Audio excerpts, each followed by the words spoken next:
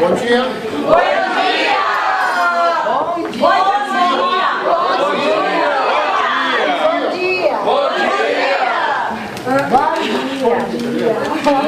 Bom dia, Rodrigo. A ver, buongiorno. Bom dia.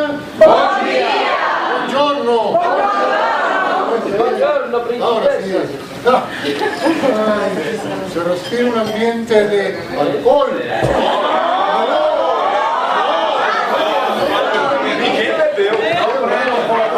Qué feo, Francisco. Lo que se respira es puro conocimiento. Qué barbaridad. Riquísimo el salón de Yo estoy viendo más el puro aroma de ustedes. Bueno, este es nuestro último día en Irgo 2014, ¿no? Eso estuvo bien, otra vez.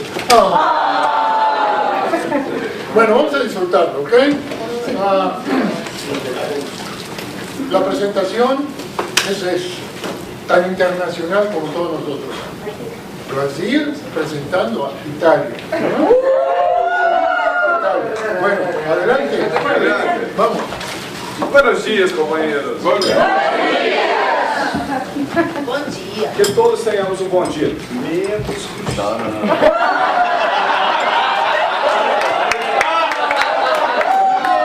governador.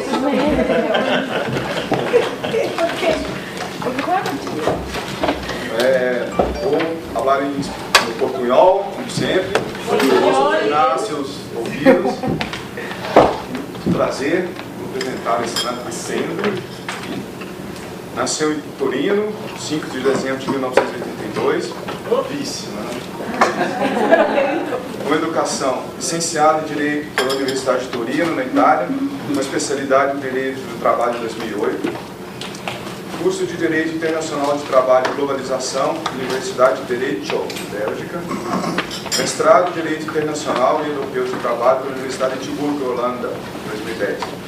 Experiência de trabalho, experiência laboral. Trabalho em oficina de atividade para empreendedores em Torino, Centro de Formação Vila OIT, Organização Internacional de Trabalho em Genebra, projetos técnicos para capacitar organizações de empreendedores e fortalecer suas capacidades. Advogada para a Comitê Internacional de Corporato e Sociedade, especializada em Direito do Trabalho e na assessoria jurídica de multifuncionários. Por último, em 2012, na atualidade, a Organização Internacional de Empreendedores, como conselheira das normas internacionais de trabalho e Conselho da Europa.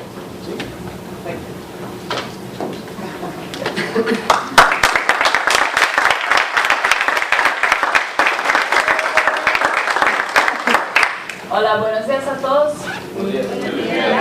Parece que lo mejor es de empezar con un vídeo, así que si que nos despertamos un poco.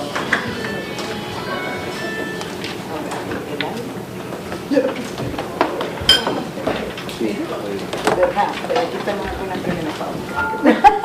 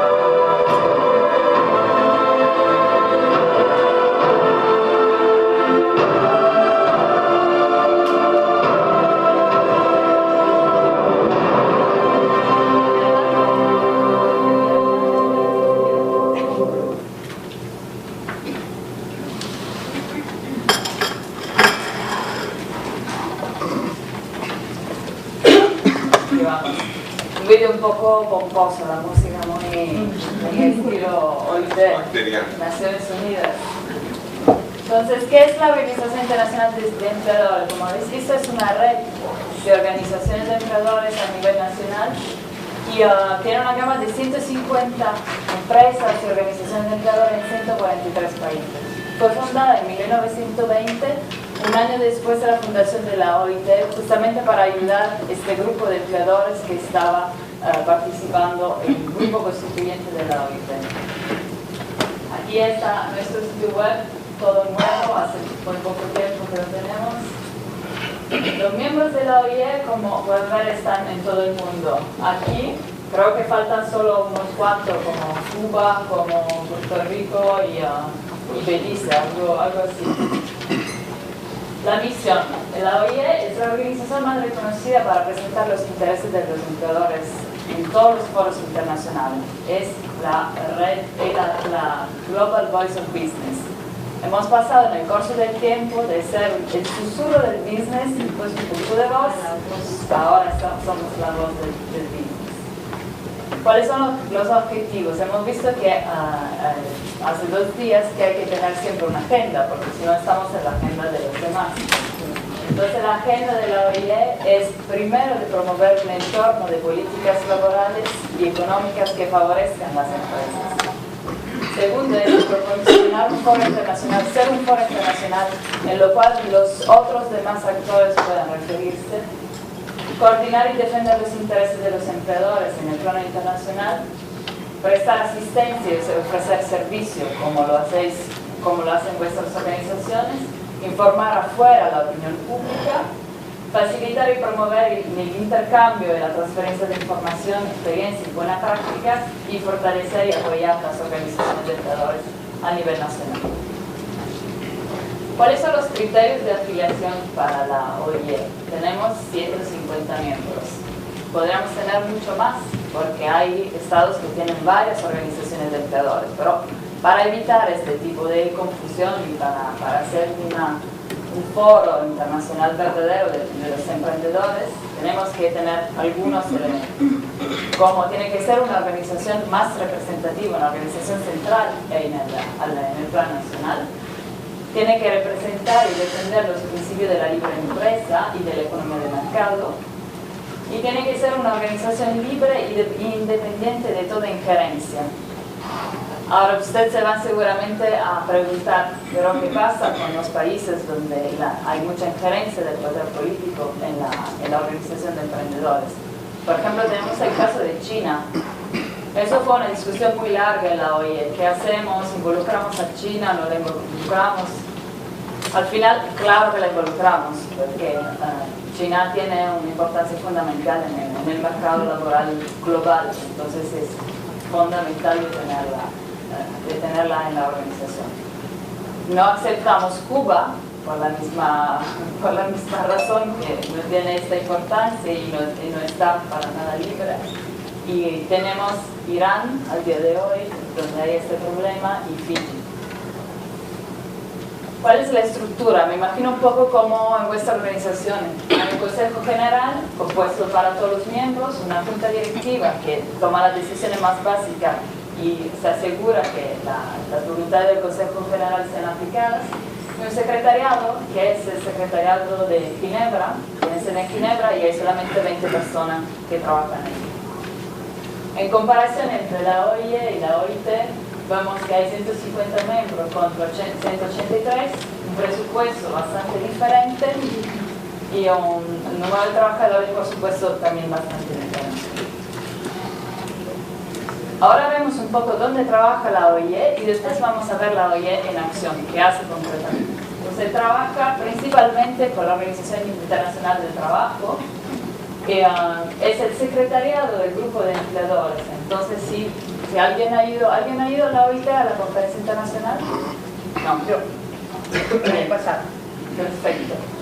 Ahí la OIT ha nacido como un organismo tripartido, donde hay sindicatos, gobierno y empleadores. Y las salas donde se reúne son físicamente hechas de una manera tripartita.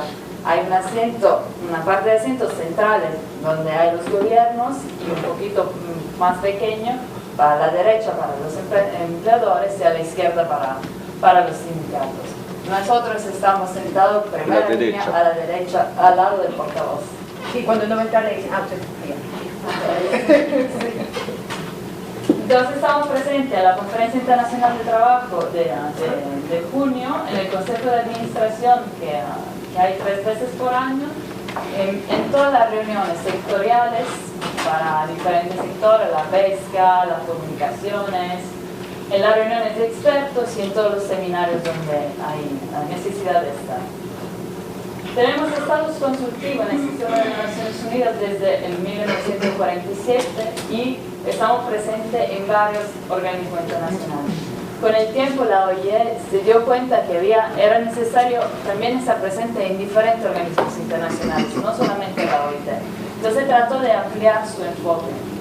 Y ahora estamos en el ECOSOC, recién en la Organización Internacional de la Migración, para una cuestión de Ethical Recruitment, y en el Consejo para los Derechos Humanos de las Naciones Unidas, la Organización Mundial de la Sanidad, y también en estos, la Organización Mundial del Comercio, el Banco Mundial, Consejo de Europa, y AISO en la Organización de Estados Americanos. En particular, en la Organización de Estados Americanos estamos en la Comisión Empresarial de Asesoramiento Técnico en Asuntos Laborales, cuyo presidente es un argentino de la Unión Industrial Argentina, el señor Daniel Funes de Europa. Y aquí trabajamos para darle siempre un enfoque que tenga en cuenta de los intereses de los emprendedores en todas las decisiones que se toman.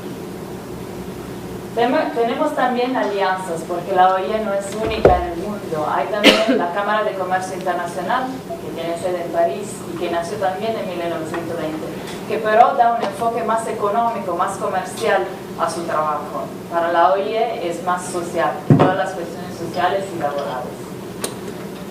Y tenemos alianzas obviamente con organizaciones de emprendedores de tipo regional, como Business Europe, Business Africa.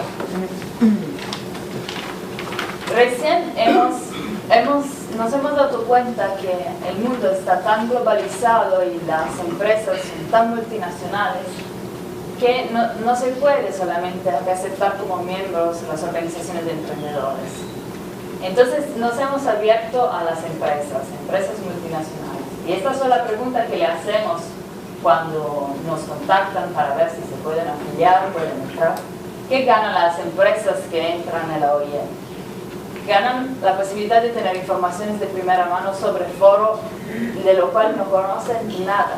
Apenas saben qué es la OIT, apenas saben qué hace la OIT, que es una resolución, un convenio. Entonces, es bastante importante por ellos de saber lo que pasa en los foros internacionales. Recién también hemos tenido un cambio bastante importante en la dirección en el Secretariado General de la OIE. Hemos cambiado, Lorenzo lo sabe muy bien. Y todo ha cambiado, todo esto no existía hasta hace 3 años, entonces todo se ha revolucionado y el Departamento de Comunicación, tenemos Facebook, tenemos Twitter, tenemos sitio web nuevo y hemos creado grupos de trabajo sobre algunos temas particulares.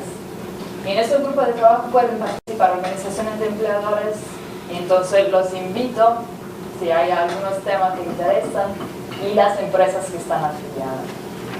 Y estos se reúnen como 3 veces al año cada uno y se puede participar también vía teleconferencia, o sea, vía Skype. O sea, no hay que estar en Ginebra para participar. Por fin, hay esta nueva red que se desarrolló, que es la Red Mundial de Aprendizaje, el GAN, y que fue coordinada para la OIE junto con el BIAC. Es una coalición de empresas con el objetivo de ofrecer formación de aprendices y pasantías y divulgar buenas prácticas entre las empresas. ¿Cómo se llegó a la creación de esta red en 2013? Se vio que en el mundo había 25 millones de jóvenes sin trabajo y solamente en Europa el año pasado 4 millones de puestos vacantes. ¿Esto qué significa? Significa que hay un gap entre los estudiantes que salen de la universidad, los jóvenes, y las empresas. Y esta red sirve justamente a llenar ese gap, tratar de ponerlo juntos y dar más visibilidad a las empresas que tienen un tipo de programa de aprendizaje o pasantía. Ahora vamos a ver un poco cuál es la posición de la OIE en varios temas. Habéis hablado en estos días de todos estos temas aplicados a nivel más empresarial, pero todo esto se discute también a nivel internacional. Entonces la globalización, por ejemplo, la OIE siempre ha sido la idea que la globalización no ha creado solo efectos negativos, ha creado también efectos positivos que hay que tratar de aplicar para todos, dar a todos. La OIE también ha sido una de las promotoras de la declaración de la OIT sobre derechos básicos en el trabajo en 1998. Y estos derechos básicos son libertad de asociación y libertad sindical, reconocimiento del derecho a la negociación colectiva, la eliminación del trabajo forzoso, la eliminación del trabajo infantil y la lucha a la discriminación en materia de empleo. La OIE participó directamente en esta iniciativa y al final fue apoyada para todos los empleadores y para obviamente todos los gobiernos y los sindicatos. Y esta es la base del principio que está en otros tratados, en otras iniciativas como el Pacto Mundial, en otras organizaciones sobre empresas multinacionales. En la responsabilidad social de empresa, aquí la idea de base es que todas estas iniciativas son voluntarias. No hay ninguna obligación de tipo legal vinculante para las empresas que quieran adoptar este tipo de actividad. Lo que la OIE aconseja siempre a sus miembros y a sus organizaciones es de no prometer cosas que no puedan cumplir. Ese es el riesgo muchas veces. Digo, yo aplico cualquier cosa, voy a proteger a los trabajadores en todo lo que quieran. Si después no se puede hacer, esto puede ser muy problemático. Entonces la OIE ofrece asesoría sobre la gestión de los códigos de conducta y los acuerdos marcos internacionales. La idea de base aquí en la cuestión de los derechos humanos es que no se puede privatizar este tipo de obligaciones. Los derechos humanos tienen que ser defendidos para los gobiernos, no puede ser algo que tiene que ver con las empresas. Por eso se habla de obligaciones de tipo soft, ¿no? Entonces, cuando se discute sobre la cuestión, si dar obligaciones a empresas sobre los derechos humanos en el marco de las Naciones Unidas, en 1999, se quiere crear un marco legal. La OIE se opone y apoya y escucha las organizaciones de empleadores que dicen que no. Esto tiene que ver con el gobierno, con una obligación del gobierno. Entonces, en 2003, el profesor John Ruggie crea un marco de política no vinculante para las empresas que está basado sobre 3 pilares. El deber estatal de proteger contra los abusos de los derechos humanos por parte de terceros, la responsabilidad empresarial de respetar los derechos humanos, es decir, actuar con la debida diligencia para evitar infringir los derechos de los demás, y el acceso a los remedios. No sé si habéis escuchado de este tipo de iniciativa, es Protect, Respect and Remedies. Esta iniciativa está a la base de muchas iniciativas de las empresas para la defensa de los derechos humanos. Y aquí la única obligación entre comillas, para las empresas es la responsabilidad de respetar los derechos humanos. O sea, actuar con diligencia. El problema es que muy últimamente, hace 2 días, se discute sobre una obligación vinculante de un tratado que relacione las empresas y los derechos humanos. Y es una iniciativa del gobierno de Ecuador junto a África del Sur, que ha propuesto de desarrollar un marco jurídicamente vinculante para las empresas. La OIE se ha consultado con sus organizaciones, sus miembros, y ha empujado para que esto quede como iniciativas voluntarias y no jurídicamente vinculantes. Solo que se adoptó en el marco del Consejo de los Derechos Humanos de las Naciones Unidas para ver con 20 sí y 14 no, y 13 abstenciones, hace 2 días. Entonces vamos a ver lo que va a pasar en el futuro, cómo se va a desarrollar este tipo de iniciativa para las empresas y qué consecuencias va a haber. El otro marco de actividades más importante, más gordo de toda la OIE es lo de las normas internacionales del trabajo. ¿Habéis escuchado de las normas internacionales del trabajo? ¿Sí? Estos son instrumentos jurídicos elaborados de manera tripartita, entonces con la participación también de los empleadores y de las organizaciones de empleadores que vienen a Ginebra para la Conferencia Internacional del Trabajo. Se trata de convenios y de recomendaciones. Al día de hoy hay 189 convenios y 202 recomendaciones. 8 convenios son fundamentales y 4 son prioritarios sobre inspección, sobre consulta tripartita. Y los otros 8 fundamentales son lo de la libertad sindical, la eliminación del trabajo infantil, lo que hemos visto antes. Las normas internacionales del trabajo son dirigidas a los Estados miembros, entonces no afectarían normalmente a las empresas, pero la afectan y la tocan de una manera muy cerca.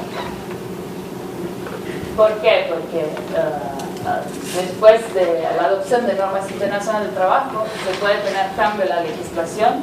Los jueces pueden decir, hay una norma internacional del trabajo que dice esto, entonces yo aplico esa norma internacional del trabajo. Hay posibles cambios en la legislación como consecuencia de la supervisión de las normas. Hay las normas que están contenidas en convenios colectivos, están contenidas en códigos de conducta, en iniciativas de responsabilidad social de empresa. Están contenidas, como creo que lo saben, en acuerdos de asociación, en el CAFTA, en acuerdos de tipo comercial. Y están contenidas en los acuerdos marco internacionales. Entonces aquí, ¿cómo entran? Entran para las leyes nacionales y adivinen una parte de las obligaciones de la empresa, o entran como iniciativas de la empresa, iniciativa voluntaria de la empresa. Por ejemplo, he tomado un acuerdo marco internacional entre el Sindicato Internacional de la Comida y Chiquita, sobre libertad de asociación, estándar mínimo en el trabajo y empleo en las operaciones en Latinoamérica, y hay una referencia directa a todos estos convenios. Entonces se aplican directamente. Chiquita decidió aplicarlo de manera directa. ¿Cuál es el papel de las organizaciones de empleadores? ¿Qué pueden hacer? No solamente estar presente en Ginebra en la adopción de esta norma internacional del trabajo, pero también influir a nivel nacional cuando se adoptan las leyes, cuando se modifican las leyes, cuando hay actividad de lobbying que hay que hacer. Y para ofrecer servicios mejores a sus miembros en este acuerdo marco internacional. Quizás que si Chiquita se había consultado con la Organización de Empleadores, no hubiera puesto todo esto a convenio, quizás hubiera puesto un marco más general, más para protegerse más. Y en caso de campañas de sensibilización de parte de los sindicatos o de la prensa, hemos visto ayer lo que pasa con la prensa. Todo esto llega a una discusión sobre cómo se controla esta norma internacional del trabajo. Es fácil decir, tenemos 189 convenios y después hay un control. Se dice siempre que la OIT no tiene dientes, la OIT no morde, no hay sanciones económicas fuertes, no hay... Es toda una cuestión de diplomacia, de presión política, de alianzas. En el periodo de la conferencia, sí, espero que un día van a venir, se ve todos los corredores, la gente correr de un lado a otro, hablar con esto, el gobierno de esto. No lo ponemos, nos hacemos ayudar. Y después, cuando hablan, es todo un divertimiento, porque las alianzas ya se pierden, ya se ve que hay algunos no. Entonces, ¿cómo se supervisiona? Hay dos organismos. Uno que está hecho para una comisión de expertos sobre la aplicación de estos convenios, y el segundo que está hecho para una comisión tripartita, donde está también los empleadores y está obviamente la OIE para apoyar. Esta comisión de expertos que controla la aplicación del convenio ha puesto muchos desafíos y muchos problemas a los empleadores. Y lo hemos luchado mucho y estamos luchando mucho.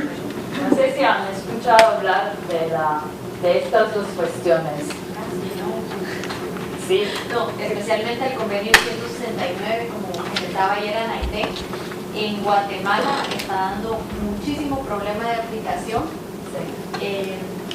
Realmente el tema de las consultas a las comunidades indígenas, derivado de que no hay un formato como efectuar,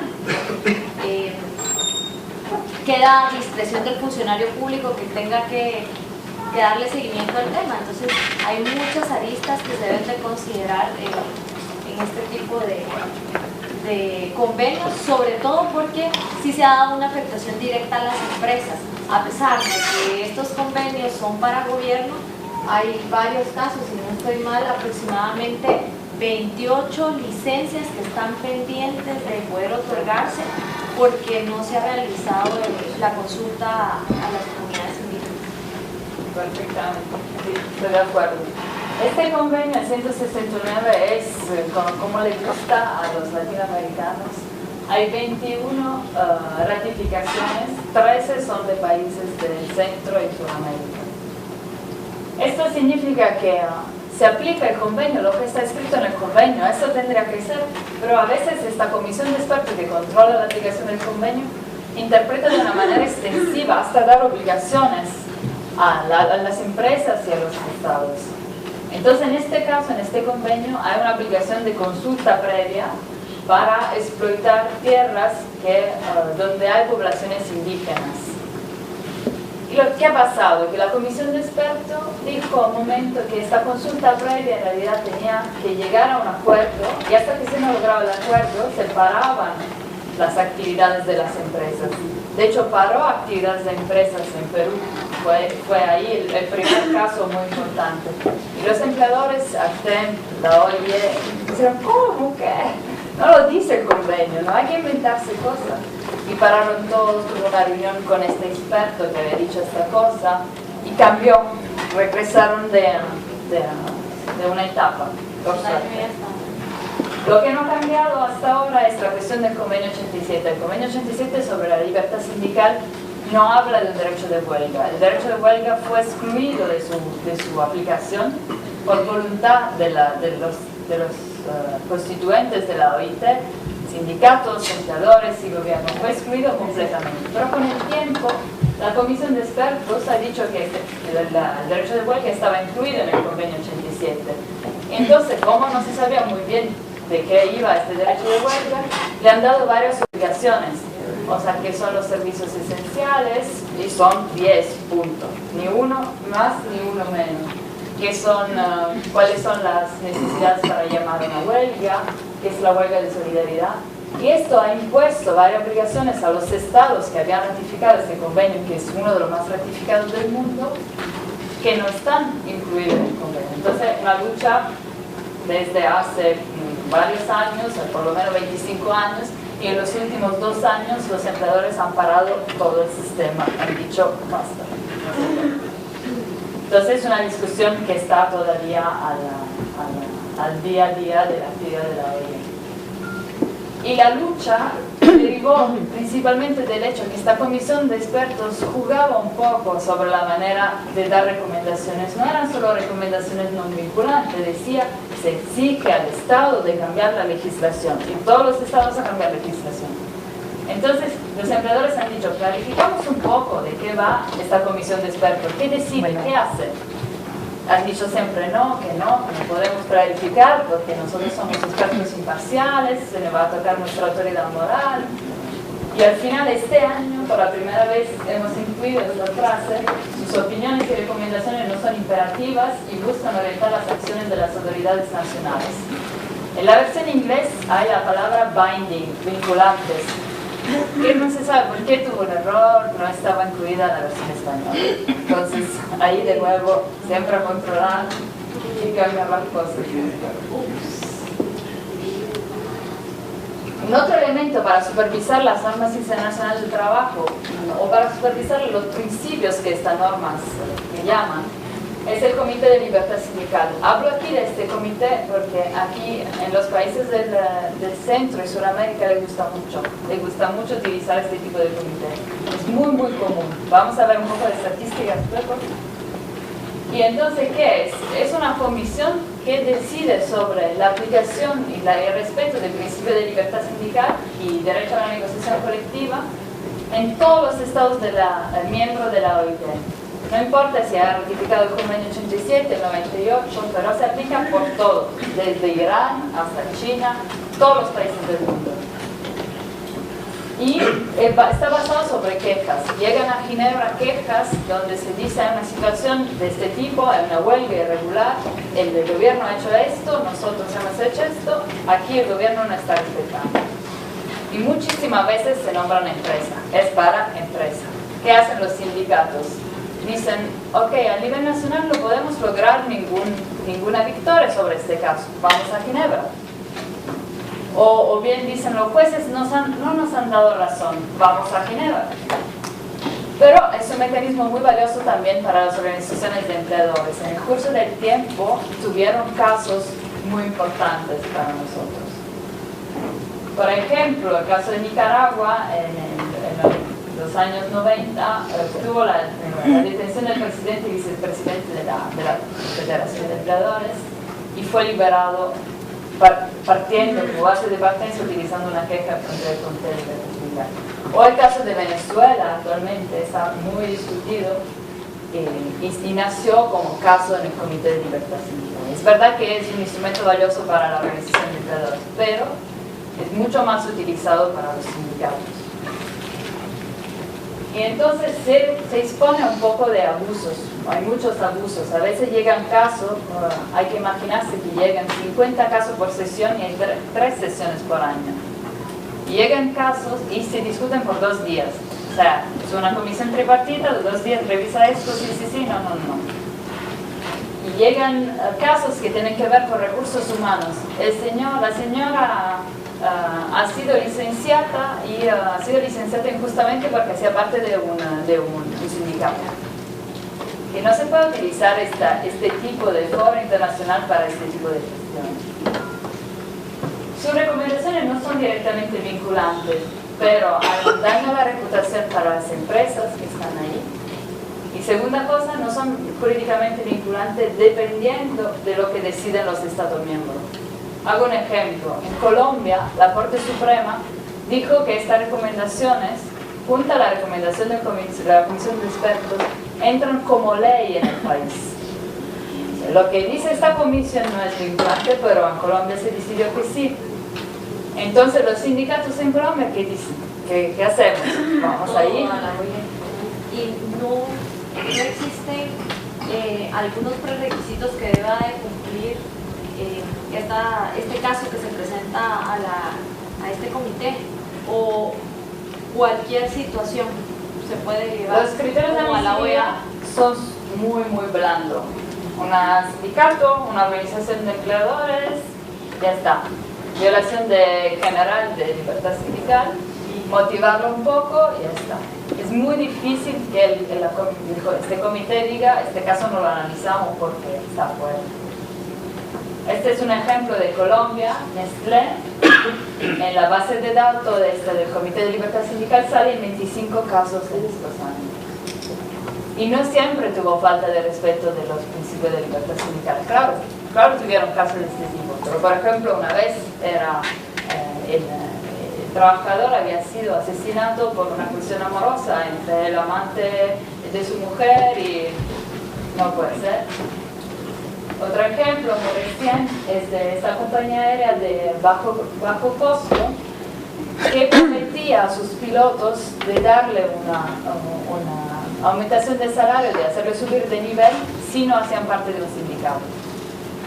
Pero la cuestión había sido discutida en Irlanda para la Corte Suprema, se habían analizado las legislaciones nacionales y se había dicho que no era una violación de los principios de libertad sindical. Entonces esta comisión puede bypassear también las decisiones de la Corte Suprema. O sea, no le da mucho valor de que haya una decisión de la Corte Suprema. Entonces, muy relevante para las empresas. ¿Cuál es la situación en Latinoamérica para esta comisión? Hay en total 134 casos, 90 vienen de los países de Latinoamérica. Está muy utilizado. Y Y la mayoría de 4 países, Colombia, obviamente por esa cosa que contaba antes, El Salvador, Guatemala y Perú. El Salvador y Guatemala es muy curioso porque se envían todos estos casos y el gobierno casi no responde, casi a ninguno. Entonces se continúa, se sigue, el caso sigue ahí.